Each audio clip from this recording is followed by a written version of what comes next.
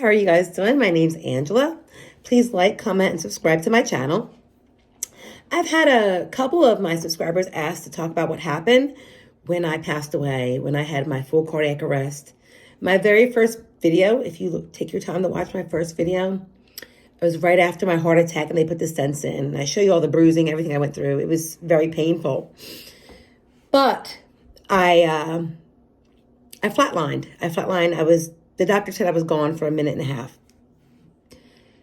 When I woke up that morning, it was like 4 o'clock in the morning. I was still smoking. I was in bad chest pains. I couldn't barely even walk, but I was still smoking.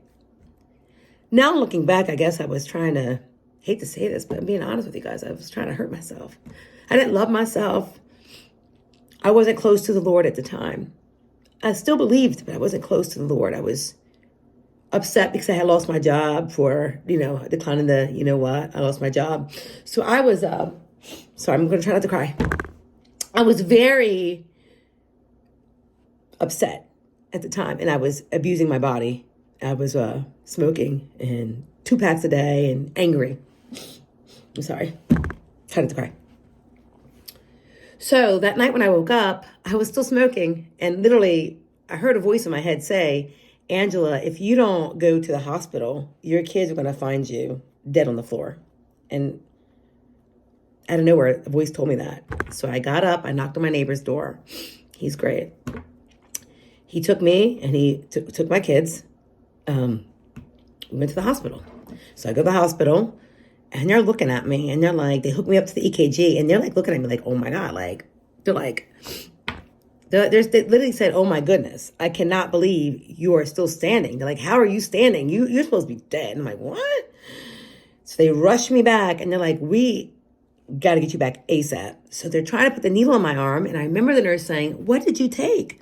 She said, I can't get the needle in. I hear her telling the doctors, I can't get the needle in.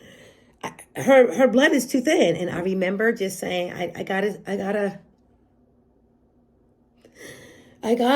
stay alive for my kids because they're all like, I'm all they have, So it's like, I can't believe that I was smoking like that, but that's the last thing I said, and I flatlined.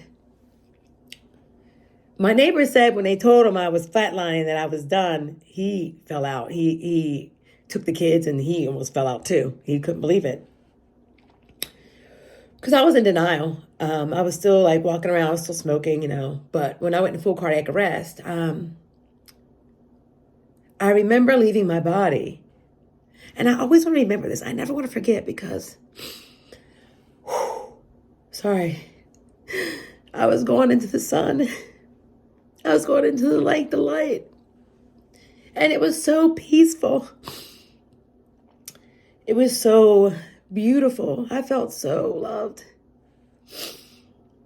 And I remember God, he was talking to me in my head, telling me things. I'm sorry. It's a lot. He was telling me that. He said, why am I here? That's the first thing. He said, why are you here? You're not supposed to be here. I guess I was trying to kill myself. I didn't even realize it. Cigarettes are deadly. Why was I smoking?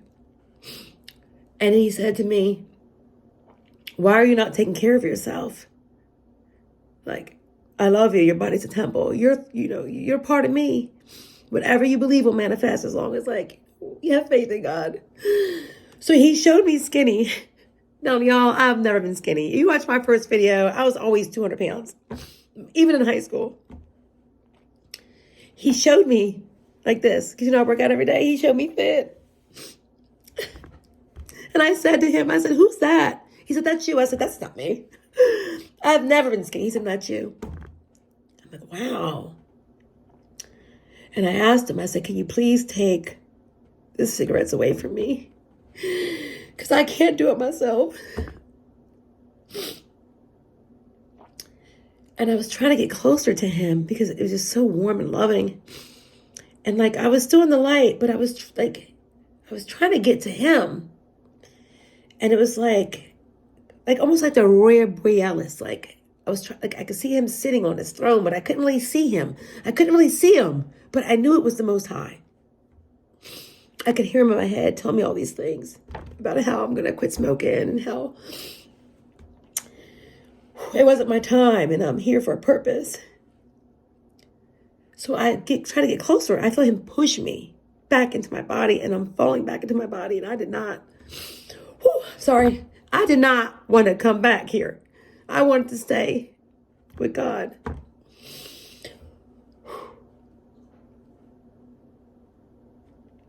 As I'm falling into my body, I could see that every human soul is connected to the light. Every soul. So as I'm falling back down, I see all the doctors in the room and I see my body. And I see that everyone's soul, it was like connected to God. And everything is for him. It's all for God. It's all for him. When I woke up, changed my life. I started having my YouTube channel. I started preaching about God. Sorry.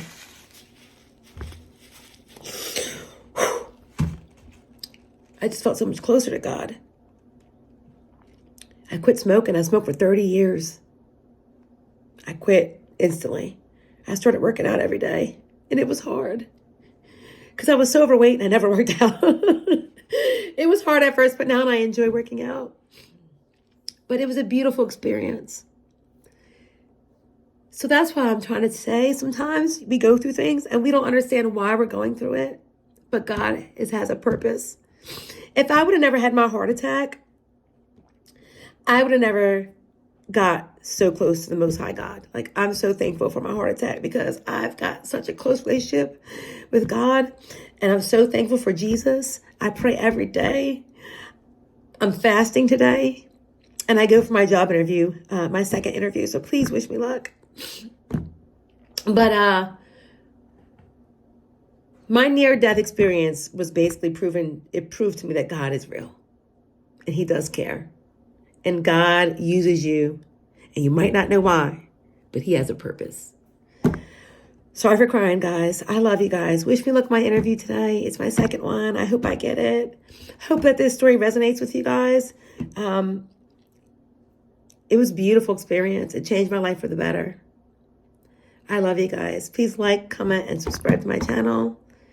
Feel free to leave a comment. I love you guys. God bless.